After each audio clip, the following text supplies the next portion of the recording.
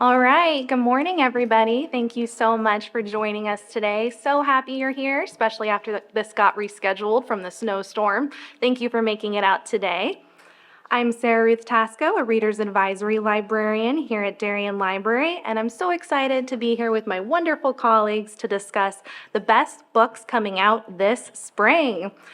First of all, I want to make sure that I will thank everyone who's ever donated to the Friends of the Library campaign. Darien Library's collection, programs, technology, professional development, and so much more is all funded by your very generous donations. Your support allows us to host programs like today's event, story times, author events, and discussions. So thank you for helping us be one of the best libraries in Connecticut.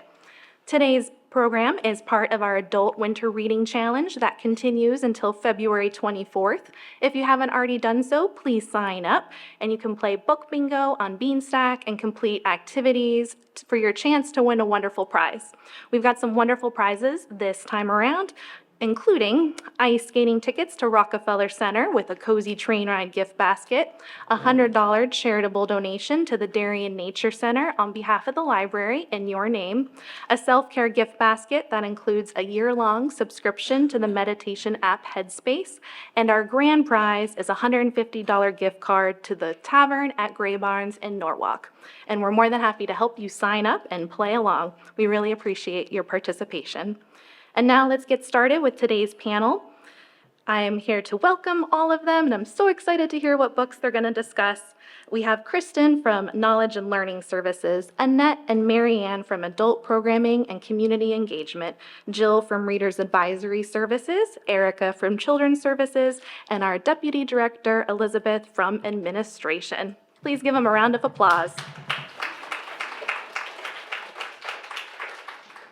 And we're going to begin with Kristen, who will discuss her top nonfiction picks.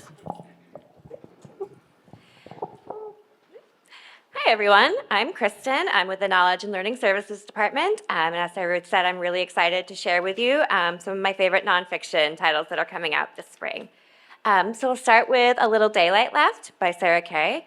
So Sarah Kay is originally a spoken word poet. I have been a longtime fan of hers ever since I was about 15 years old, and I first saw her TED Talk in which she performed a poem called Be, If I Should Have a Daughter, which is still on YouTube, and I highly recommend going and watching it because it's beautiful, and I still get really emotional every time I think about it. And A Little Daylight Left is her full-length collection, her second one. And the topics she writes about are pretty broad in this collection, but ultimately just kind of about human experiences, whether that's kind of like dealing with the potential loss of a loved one or finding joy in the little things throughout the everyday. Personal favorites of mine in this collection include Raccoon, which is about childhood wonder, maybe losing that, but then finding it again in different places as you get older. Worth Celebrating, which is about being together with your friends in the same place, knowing that it's temporary, but still really holding on to that joy. And then also Table Games, which is devastating and funny in equal turns. It's about a breakup and really features Sarah Kay's signature wit and clever turns of phrases. And combined with that, with the relatability of her poems, I think this is a really excellent pick for people who already love poetry and the genre, but also people who are new to it and kind of looking for a good starting point to jump in. I think you'll find a lot to love with A Little Daylight Left. And the next book I want to share with you is Earthly Materials by Cutter Wood. Now hear me out. This book is weird. This book is about human emissions and all that entails. But it invites you to take a journey to know more about yourself and to indulge in the curiosity in subjects that are considered maybe impolite or otherwise taboo. So in addition to kind of like scientific facts, like the very first chapter is about mucus. There are more varieties of it than you think. And also it is really interesting scientific research being done of that, like cutting edge to help with genetics and learning more about diseases and that early detection and cures for it. But there's also a lot of cultural history in this book, including the very first fart joke, which was 4,000 years ago, and also why people with red hair are more sensitive to sunlight. And so it also discusses kind of like why we feel disgusted by certain things, and also the origin for like these modern day superstitions we still hold on to. And I'm not gonna lie, it gets gross at times. It does cover all of the human emissions, which we won't go into details here. It's not for everybody, but for those willing to take the chance on it, you're going to be rewarded with a really quality piece of pop science writing that's really fun and also fascinating. And then the last book I want to share with you is called Foreign Fruit. It is a speculative memoir, and for those unfamiliar with the genre, a speculative memoir is kind of a twist on that genre in which the writer uses other elements to tell their personal story, usually fictitious, but here I'm using it to kind of represent all kinds of genre blending. And so in this memoir, Katie Go uses the orange as a framing device to explore her own identity as a Malaysian, Chinese, Irish woman. And interwoven with this story and her personal family history is a fascinating cultural history of the orange and its own complicated history and legacy as it became the fruit that is most eaten throughout the entire world. And her writing is elegant and deeply personal. It's a beautiful story of kind of exploring what it means to have all of these different parts of you and how they get represented and how they are perceived by others and kind of how to hold on to all of those different moving parts with it. I think it is a perfect pick for people who are fans of literary fiction, looking to kind of jump into a new kind of thing, but also for those who just enjoy memoirs in general and also nature writing. And now I'm going to pass it over to Annette, who will share her picks. Thank you, Kristen. My name is Annette, and I am in adult programming. And I'm here today because I love reading and recommending all different genres of fiction. I have 3 terrific reads coming out this spring that I'm going to recommend. They're very different, but I feel like there's something for everyone. The first up is called Heartwood by Amity Gage. So I could tell you that this is a psychological suspense novel, but instead I'm going to tell you that it's a riveting novel about 3 different women, different points in their life, and they're all going to share their perspective about the same set of events. They all like nature, and they're each struggling with something in their family. So the first is Valerie. She is unhappy in her marriage, and she decides to hike the Appalachian Trail completely alone. She does meet a lot of people along the way, and she hikes with some of them, but she ends up totally alone, lost deep in the woods of Maine. The next character is Lieutenant Beverly Miller, and she's one of the first female members of the Maine Warden Service. This is a tough field. It's predominantly dominated by men, and she's close to retirement. However, she is in charge of the search and rescue operation to find Valerie. And last, we have Lena Kucharski. She is a retired scientist. She becomes obsessed with this case. She wants to follow it closely. She really wants to help, but she is in a wheelchair, and so she cannot leave Connecticut. She can't go to Maine to help with the search. So what does she do? She studies everything she can find, the photos, the maps, and she hopes that she can use her science background to help solve the case. I guarantee that if you pick up this book, you cannot put it down. If you like psychological suspense with strong female characters, interesting female characters like God of the Woods, this is a great read for you. So check out Heartwood by Amity Gage. The next novel is The Lilac People by Milo Todd. So this novel begins at the end of World War II in a small village outside of Berlin. The 3 main characters are hiding in plain sight. They are pretending to be a typical German farming family. Why are they hiding? They want to stay out of sight of the American soldiers, the army, who has liberated the concentration camps. And why is this? Because they are, in fact, trans and gay. And homosexuality is illegal. And if the American military finds this out, they will imprison them. It doesn't matter that one of them has spent almost 15 years in Dachau, that he has escaped with his life. This is the policy, this is the law. So we go back in time to Berlin in the early 30s, and we learn a lot about the LGBTQ community there, including the fact that things were relatively free and open compared to a lot of the world. And there was a vibrant nightlife that was known throughout Germany, Europe, and even US. Think the show Cabaret. So they had a lot of freedom, relatively speaking. However, at the end of the war, this group that's pretending to be a typical family, and they're staying out of the way of the American soldiers, they have one goal. The only goal they have is to escape to the United States, because they think there they can be free, open, accepted, as they were in Berlin before the war. This is extremely moving, thought-provoking. It's a great read. If you like World War II, if you like historical fiction, or if you like LGBTQ fiction, you will like this book. The last novel I have is Bearer of Bad News by Elizabeth Deeney. This is completely different. This is much lighter, often humorous, although it does have some thought-provoking moments.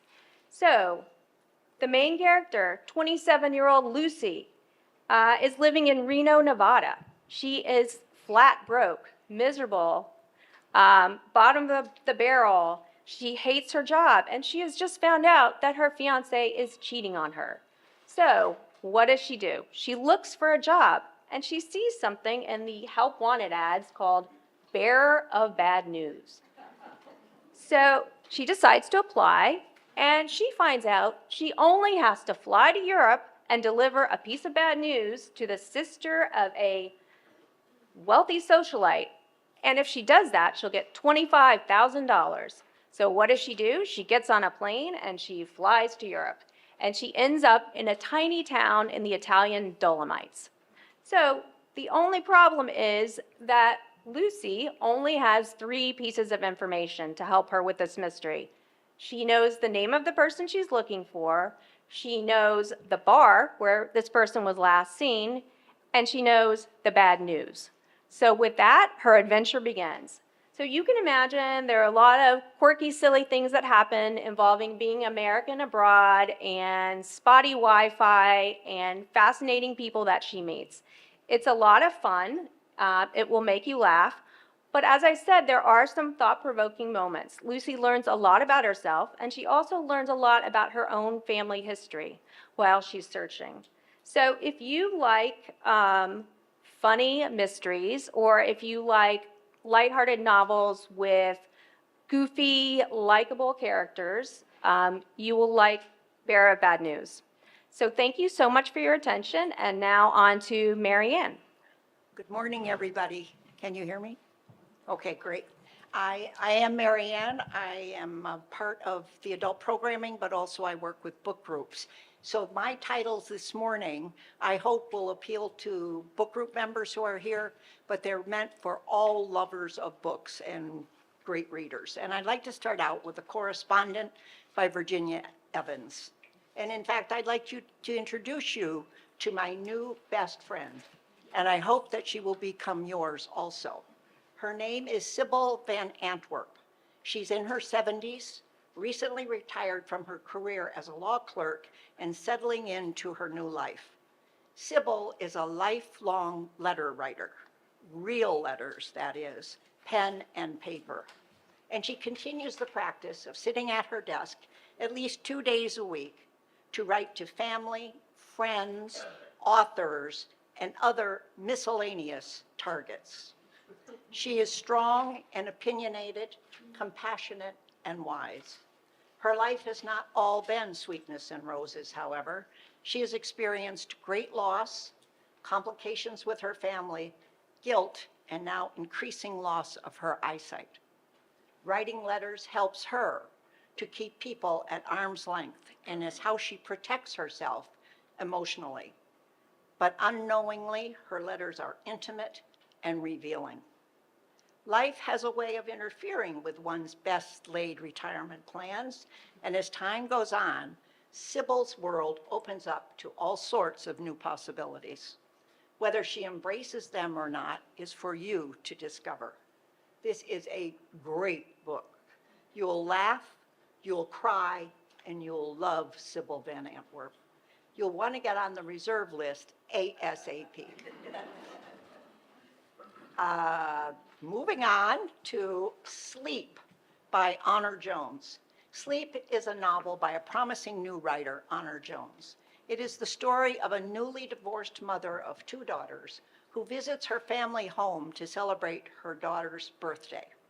The occasion rekindles her memories of childhood, framed by both caustic and positive relationships with her mother and her haunting relationship with her brother, and inevitably views those in comparison to her relationship now with her daughters.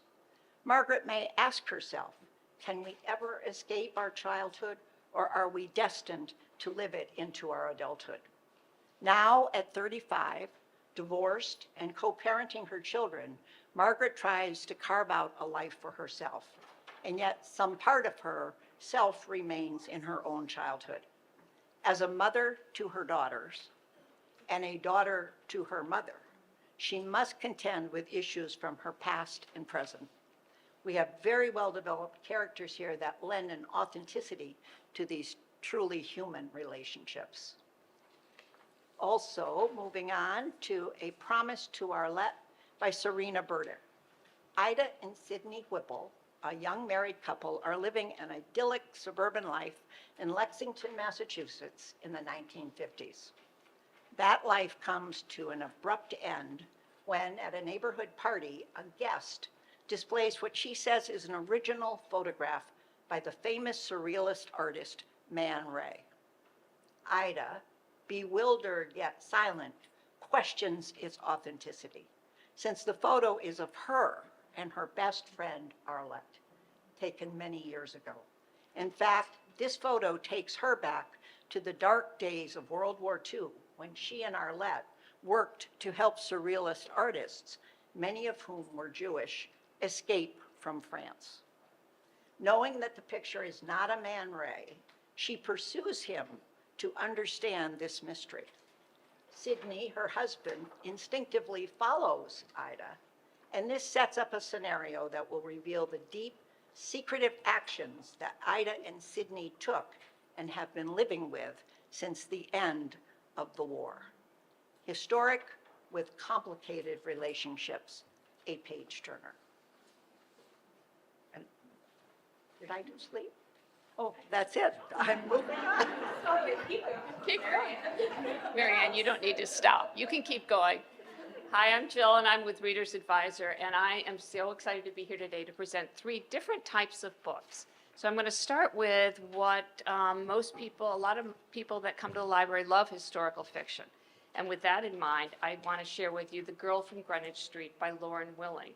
So this is a fascinating tale of the story of the murder, real life murder of Elma Sands in the 18th century. So Willing weaves in 2 historical characters to her tale, Alexander Hamilton and Aaron Burr. Meanwhile, these 2 gentlemen are competing for the post on the newly formed New York State Legislature. So there's a little bit of rivalry going on. But when young Levi Weeks is accused of Miss Sands' murder, they decide they're going to collaborate to try to defend him. It turns, a little side note is that Levi's older brother is a very wealthy merchant in New York, and I think both of them have aspirations that they will contribute to their political coffers. So while Weeks is actually tried and convicted in the court of public opinion by the town, Burr and Hamilton definitely have their work cut out for them, and they have an uphill battle to climb. So this is a fascinating account of what is actually thought to be the first America's first recorded murder trial. And the author takes you right into the courtroom, and she also takes you into the political and social confines of the 18th century. And when you have scenes in the courtroom, you'll see even in the 18th century, they were still trying to figure out the legal system. So it's an engaging blend of mystery, a little thriller, and a lot of true crime that you'll definitely want to put on your list this spring. If you liked Ariel Lawton's The Frozen River, you're going to love this book. So I would highly recommend you put it on your hold list.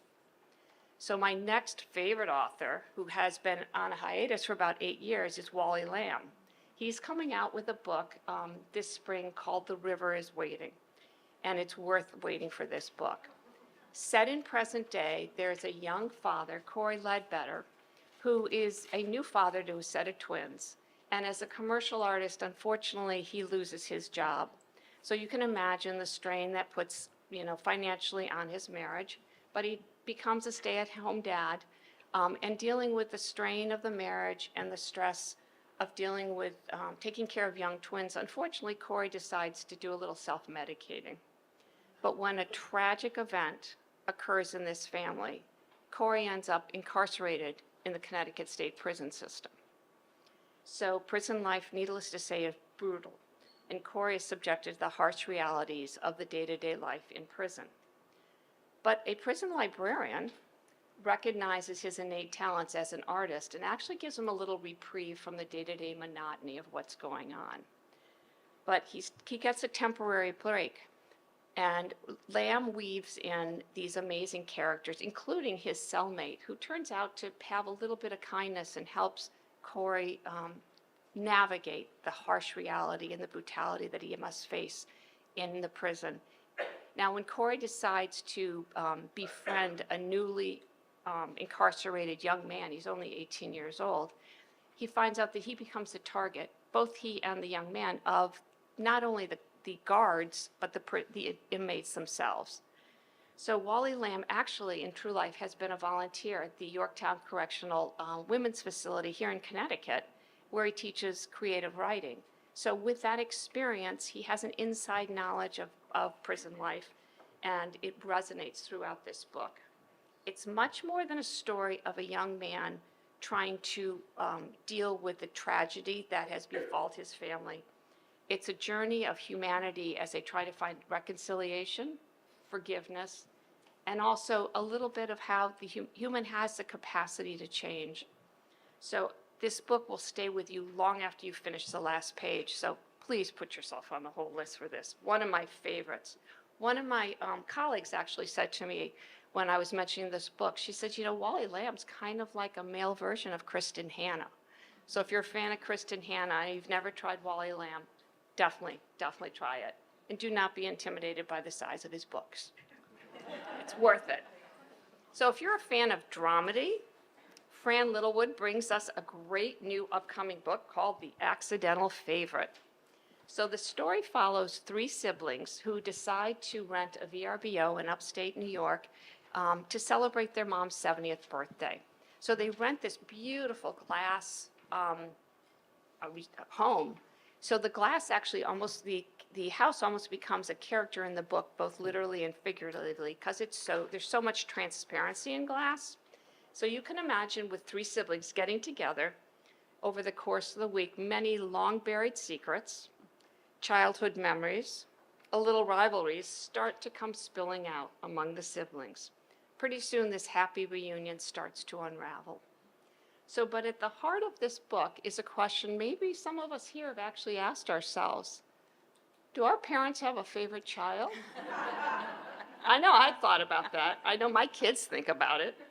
But Littlewood explores the messy, complicated dynamics of family life with lots of humor. I found myself chuckling as decade-old sibling rivalries came to the surface, and I could see the biting sarcasm and also the tender moments at the interaction between all these siblings.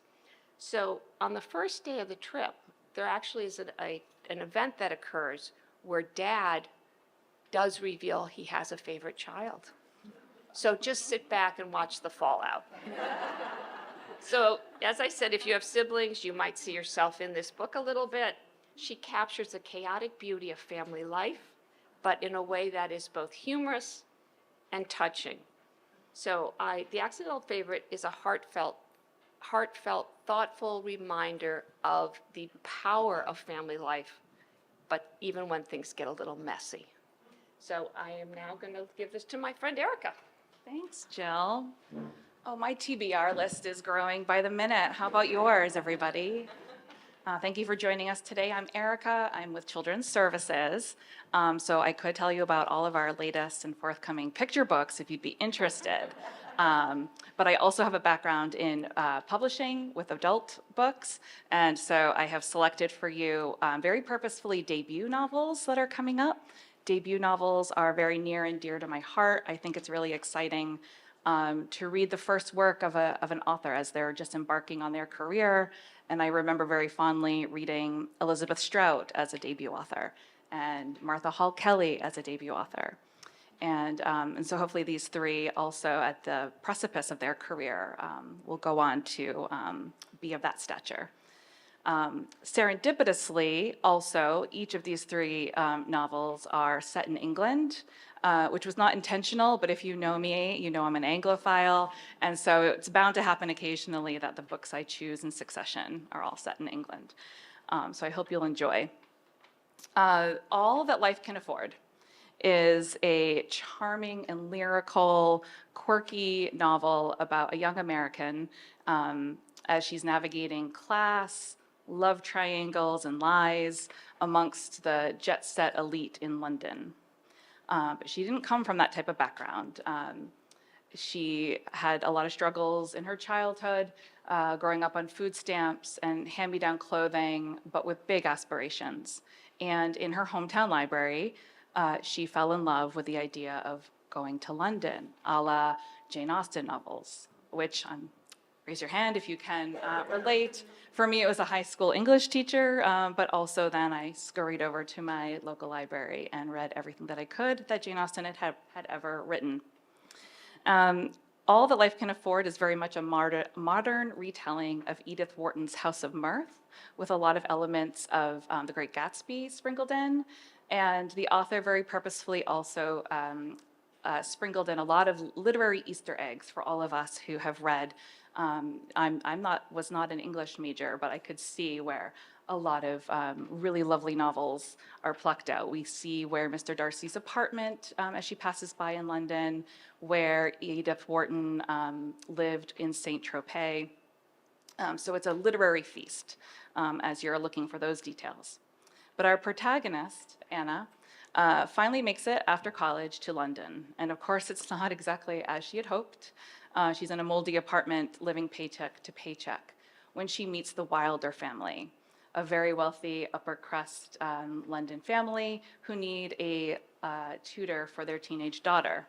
And of course, she just happens to be in Saint-Tropez. So off Anna is flown to meet up with the daughter and begin tutoring her, but it's actually Anna who's going to be tutored in all of the luxury of wealth and all the trappings of it. And it's like trying on new clothes, quite literally and figuratively, as a young woman trying to find her way in the world and discover who she is. And her head is quite churned by this lifestyle that she's been able to step into. But ultimately, through a lot of trials and tribulations and a lot of fun, she starts to question if this is really the right lifestyle for her and if it's a good fit and something that she should be aspiring to. It's a very charming and witty and heartfelt writing, and it went down as easy as a Pim's cup, so I highly recommend it.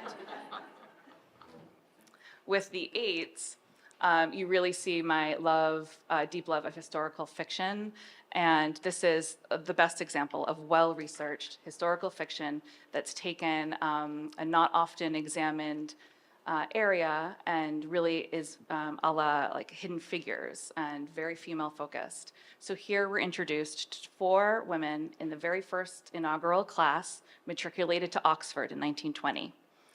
Before that, women were able to study in Oxford alongside men, but they were not given a degree. They were just auditing the classes. And so in a very relatable way, I think for many of us, The four main characters are friends by circumstance. They're all put onto their freshman dorm, and because of where they're living, they are in close circumstances. But how amazing is it that female friendship develops, and all the themes are very relatable from 1920 to 2025.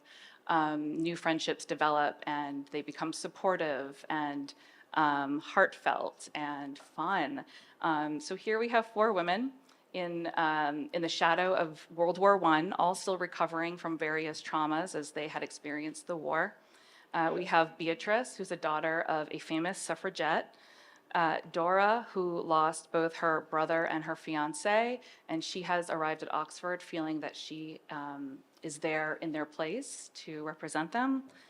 Marianne is the quiet and clever daughter of a village pastor, and Otto is the friend that we all want to have and maybe want to be a little bit. She's very glamorous, very laissez-faire, and she comes from a very upper class background where she's used to just gliding into a room and having everyone bend to her will, and she seems like a really good time that I would want to spend time with.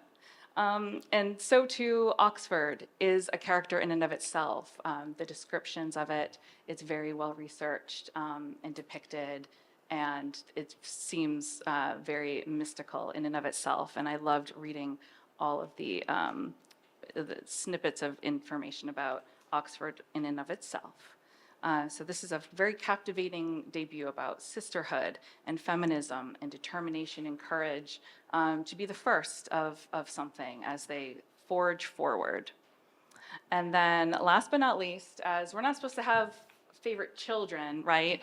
I shouldn't have a favorite book on my list, and there are only 3 of them. How could I have a favorite? But the names, I fell in love with this book on the first page because it's so beautifully written. You could just tell immediately that this is such a talented writer. It is a debut novel that asks, how can a name change the course of your life? Have you ever wondered how fully you might embody your name? I am definitely an Erica. I could just as easily have been an Amanda or a Sarah or a Jessica. And what might that have changed for me personality-wise or in terms of life choices? And so here in the country, English countryside, we have a growing family. The wife and children of the village doctor, who is very well respected amongst the community, but at home, he is very domineering and at times emotionally and physically abusive. And upon the birth of their second child, a son, it is his expectation that the boy will be named after him, as he himself was named after his father and his father before him. And our main character, Cora, goes for a walk down to the town registrar's office a few days after his birth to write and register him with the town. And as she's making the decision, she pauses. And there our story diverges into 3 different options, 3 different names that she has chosen for her son. One where she does, and this is not a spoiler, but one, in fact, she does name her son after her husband.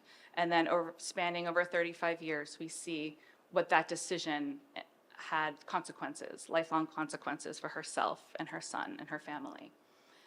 In a second variation, she names him the name she was hoping to name him, Julian. And then we watch through the narrative as that develops and how that might affect the choices going forward. And then the third name she chooses for him, inspired by her 9-year-old daughter, Bear, because that was the first thing she said when she saw her baby brother. He looks like a baby bear. And to go through life named Bear has different associations with it as well. This is a very heartbreaking story. From the opening pages, but ultimately also very heartwarming, and it's about a lot of generational trauma and overcoming a lot of our disadvantages and a lot of hard things. So it's very hopeful in the end. And with that, I will pass along the mic to Elizabeth. Hi, everyone. My name is Elizabeth, and I am the Deputy Director here at Darien Library. And I have to say that we're taking a sharp turn in terms of content. So Prepare yourselves. In the winter especially, I have a hard time reading anything that is going to make me feel any sadder than I already am about the fact that it's dark and cold, and so I am bringing you three sort of variations on light and comforting. First up, we have Book Boyfriend by Emily Wibberley and Austin Sigmund Broca. This book is for anyone who has ever fell in love with a man in the pages of a book and wondered why he doesn't exist in real life. So if you have been online or in a bookstore recently, you may have noticed the resurgence of what is called romantasy. This is a combination of romance and fantasy for adults. The fantasy element is usually either dragons or fairies, and I'm not sure why we're so focused on those two things right now, but we are. This book is not a romantasy, but it is about a woman who is obsessed with a romantasy series called the Elysium Courts. So our heroine's name is Jennifer Worth. She has just gotten out of a very long and very bad relationship, and she has sort of fully thrown herself into a relationship with her book boyfriend, who is a winged, chivalrous, marvelous man that she only meets in the pages of these books. And she goes to a convention for lovers of the Elysium Courts. And at the convention, she sees, much to her shock and horror, her coworker, Scott, who spends his days at work making fun of her for reading these books.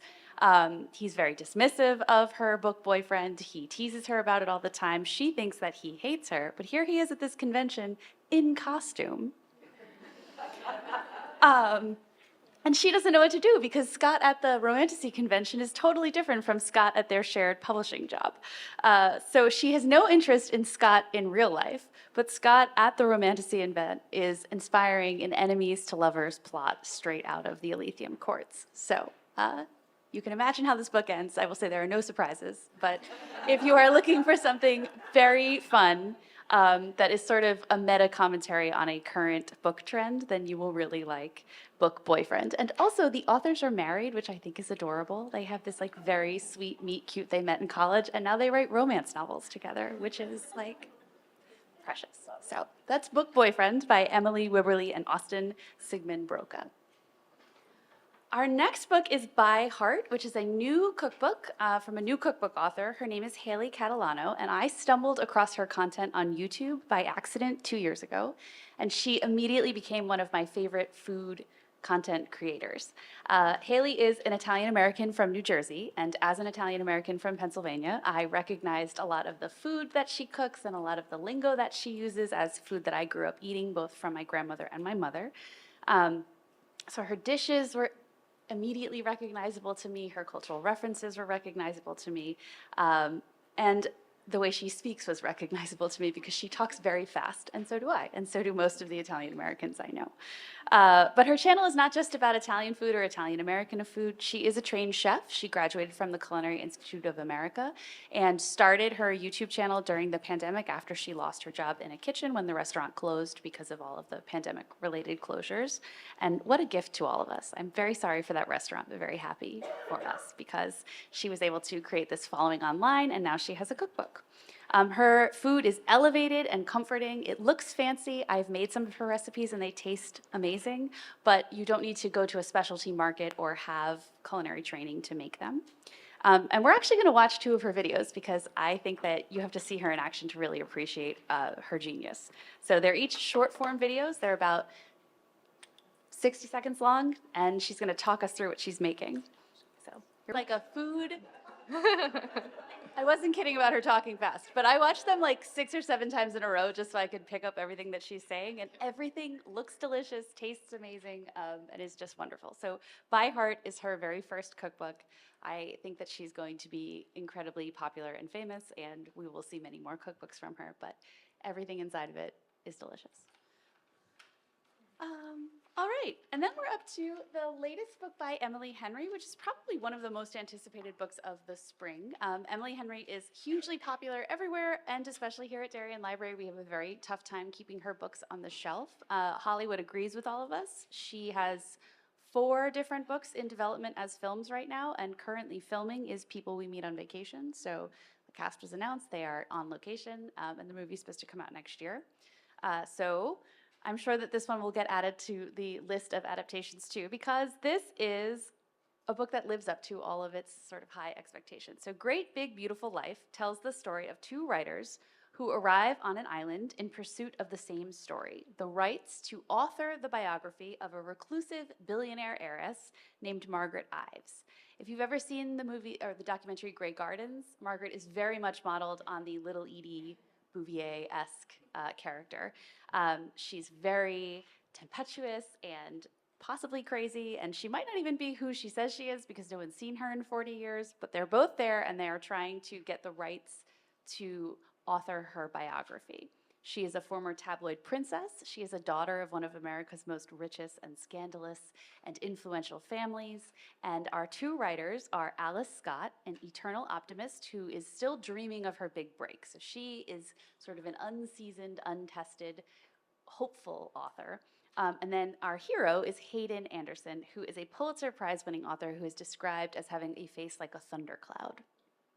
So we have our eternal optimist, we have our curmudgeonly successful author, and we have our possibly crazy, possibly a billionaire heiress, who's sort of setting up an elaborate scenario for both of them to win the rights to author her biography. So she invites both of them to stay on the island with her for 1 month and talk through their proposals for their books. She tells them each different versions of her life, but not the same version of her life, and they don't know who she is telling the truth to or if she is telling the truth at all. And in addition to pursuing this once-in-a-lifetime opportunity to write the definitive biography of Margaret Ives, our writers also find themselves in pursuit of love. So if you like Big, Beautiful Lives, and if you like big, beautiful love stories, then you will like Big, Beautiful Life by Emily Henry.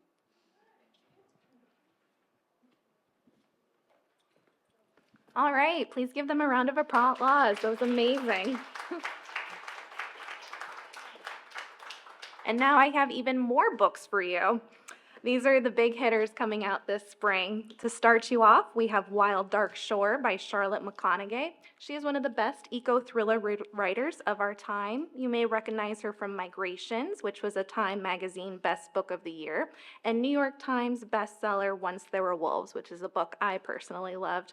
In this story, she brings us a new chilling story about a family on a remote island near Antarctica. When a mysterious woman is washed ashore, a rising storm is on the horizon. The family nurses her back to health only to unleash a fury of buried secrets. What's really great about this writer is she's very atmospheric and focuses on the environment as well as very complicated characters, and there's always a thriller element and a big twist. So this will be definitely one to watch out for. We have The Dream Hotel by Leila Halimi. She is the Pulitzer Prize National Book Award finalist, and NPR notes her as a maestra of literary fiction. This comes a riveting and utterly original novel about one woman's fight to freedom, set in a near future where even our dreams are under surveillance. Scary. Next, we have Stag Dance by Tori Peters, best-selling author of Detransition Baby, which is an excellent book. She's been longlisted for the Women's Prize for Fiction, and in this, she brings us the new collection of 1 novel and 3 novellas that pushes the trans genre to its limits to explore who gets included, excluded from the possibilities of gender. We also have The Antidote by Karen Russell, who is the Pulitzer Prize finalist, MacArthur Fellowship recipient, and the best-selling author of Swamplandia and Vampires in the Lemon Grove. This is a gripping Dust Bowl historical fiction fantasy with a little bit of magical realism in there about 5 characters whose fates become entangled after a storm ravages their small Nebraska town. This one's going to be really original, so keep your eye out for that one. We also have Twist by Colin McCann, who's the New York Times best-selling author. This is a propulsive thriller of rupture and repair in the digital age, delving into a hidden world deep under the ocean from one of the greatest storytellers of our time. Moving into April, we have Say You'll Remember Me by Abby Jimenez. She's the #1 New York Times bestselling author of Just for Summer. This one features a deeply emotional contemporary romance about a gorgeous veterinarian giving Greek god vibes while holding a tiny kitten when he meets Samantha. You will laugh out loud and sob during this rom-com. Her books are really popular, so be sure to place your holds. We also have Audition by Katie Kitamera. She's highly regarded and a multiple award-winning author. This is a new story of the performance of a lifetime, or maybe two. It's a mesmerizing, compulsively readable novel that asks who we are to the people we love. Taut, hypnotic, Audition is Katie Kitamera at her voyeuristic best. You're going to see this on all the buzzworthy charts. It's not to be missed. We also have The Maid Secret, the third book in the Maid series. Definitely keep an eye on this. It is about the daring art heist takes place at the Regency Grand and Molly's life is threatened. The question is who's out to get her and why? Long buried secrets will be revealed in this intriguing and heartwarming novel from the #1 New York Times bestselling author. We also have some wonderful memoirs coming out. The Next Day by Melinda French Gates. This is a tell-all and a rare window into some of her life's most pivotal moments. Melinda French Gates draws from previously untold stories to offer a new perspective on encountering transitions. We have The Matriarch by Tina Knowles, none other than the iconic mother of Beyoncé, brings us her new memoir, which is a glorious chronicle of a life like none other, enlightening, entertaining, surprising, empowering, and a testament to the world-changing power of Black motherhood. Now in May, we have my personal favorite, The Emperor of Gladness by Ocean Vuong. He grew up in Connecticut, went to Glastonbury High School. You might recognize him from his book On Earth We're Briefly Gorgeous, which is one of my all-time favorite books. It was based in Hartford. This book is also based in Connecticut, and he returns with a big-hearted novel about chosen family, unexpected friendship, and the stories we tell ourselves to survive. He's also an accomplished poet. Literary fans will devour this. It's unforgettable, moving. He has a wonderful writing style. We have Run for the Hills by Kevin Wilson. You'll recognize him from Nothing to See Here, and he's back with an unexpected road trip across America, which brings a family together. It's infused with deadpan wit, zany hijinks, and enormous heart. And now for quite the biggest Mark Twain release ever, Ron Chernow writes this, and it's 1,200 pages for everything you ever wanted to know about Mark Twain. Pulitzer Prize-winning biographer Ron Chernow illuminates the full, fascinating, and complex life of the writer long celebrated as the father of American literature, and of course, our Connecticut legend, Mark Twain. We also have My Friends by Frederick Bachman, #1 New York Times bestselling author, returns with an unforgettably funny, deeply moving tale of 4 teenagers whose friendships create a bond so powerful that it changes a character's life 25 years later. And now, in June, for the biggest release of the season, we have Atmosphere by Taylor Jenkins Reid, the #1 New York Times bestselling author of 7 Husbands of Evelyn Hugo, Daisy Jones and the Six, and so much more. This is an epic new novel set against the backdrop of the 1980s Space Shuttle program and the extraordinary lengths we go to live and love beyond our limits. Fast-paced, thrilling, emotional, Atmosphere is Taylor Jenkins Reid at her best, transporting readers to iconic times and places with complex protagonists, and it tells a passionate, soaring story about the transformative power of love, but this time among the stars. Place your holds on this one. They're gonna pile up. You were the first to know. Probably place your hold today. It's sure to be an amazing read. So we do have a few moments left. Does anyone have any questions for our panelists? So I am currently reading We Do Not Part, which is Han Kang's newest novel. I have just started it, but I am already obsessed. It is beautiful and devastating, and so tightly written. I'm really excited for the rest of it. And I'm also listening to The Candy House, finally, by Jennifer Egan, which has also been very fun and fascinating and relevant. So I just finished 2 very different books as usual. One, The Oligarch's Daughter, if you like spy novels set in Russia, that was really good. And then another one, definitely better now. It's kind of a humorous, realistic tale about a woman in New York City in her 20s who has been sober for a year and how she's coming to terms with her new life, trying to do things differently. My book group is about to discuss the Lion Women of Tehran. That may be Pete and me talking about it later today. But it's an amazing story, actually. It is about two young women who become best friends as children from two very different walks of life. One is driven to make change in the country, and the other is a more privileged person who accepts what's out there. And it's how the two of them navigate through this very, very treacherous world of living in Tehran. It's really a very good read. So I currently just finished Wally Lamb's book, The River is Waiting, and cannot recommend it enough. His writing is spectacular, and I believe it comes out in March, so I would put that on your list. And I've also, at the recommendation of my colleague, am reading The Correspondent. I think she has been hyping it, and I'm really excited about it. I'm in the middle of it, but I think it would be something that book groups would really enjoy. Really do. So I can't believe I'm going to share this, because if I hadn't just told you about the 3 most recent ones I've read, I would have picked any of those 3. But I'm currently reading my guilty pleasure, a romantasy. It's the 4th or 5th in the series by Sarah May's The Court of Silver Flames, available in our teen lounge. So it's a young adult novel, but it's delightful. But I wouldn't have shared.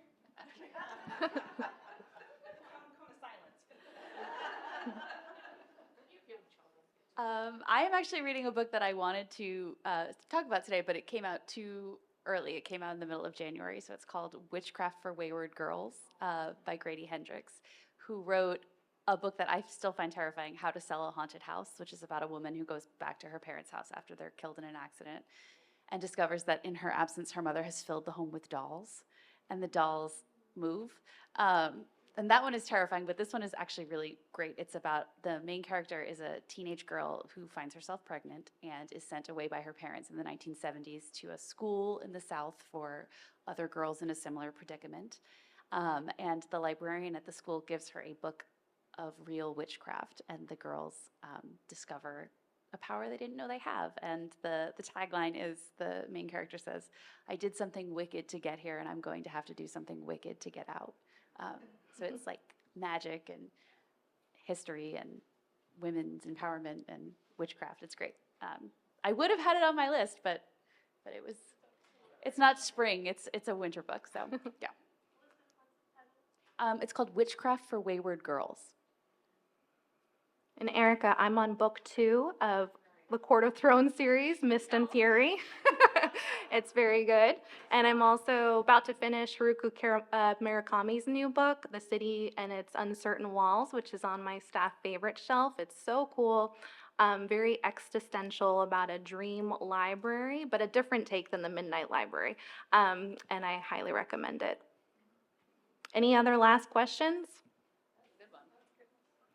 All right, well, thank you all for coming today. Please give us another round of applause.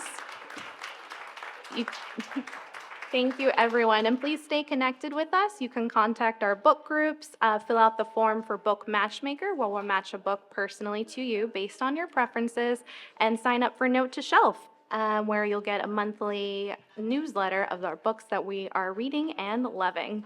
And be sure to sign up for winter reading. Thank you again, everybody.